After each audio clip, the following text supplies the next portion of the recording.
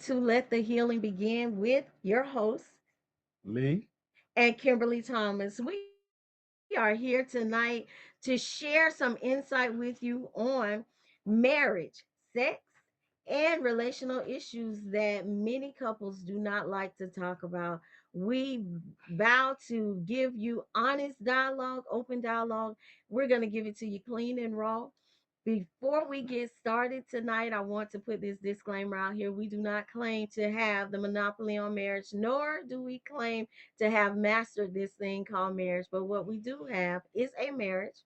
We have experience, and most of all, we have a mandate from God to share that experience with others so that we may help you along your journey in this thing called marriage. So, we're going to get started tonight with Let the Healing Begin. We want to thank you for your patience tonight as we had some technical difficulties coming on tonight. But to God be the glory. It was worth the wait. It is going to be worth the wait. Yes. So tonight we are coming. We have kicked off this series with What Do You Bring to the Table?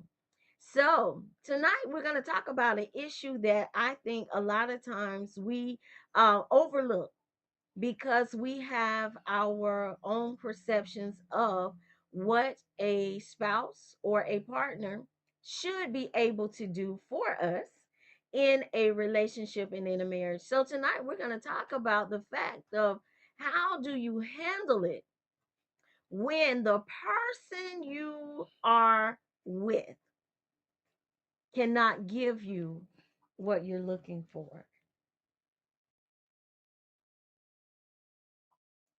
That's that's kind of mind-boggling for just a half a second. Because here's the thing: when you're in a relationship, you both come together thinking that it's going to be perfect.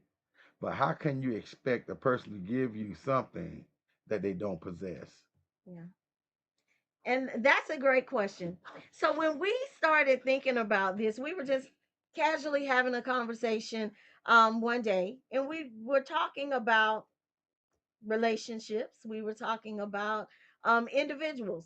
And so the concept of the fact that when we come into relationships or when we begin to connect ourselves with our partners, we have different things that we seek.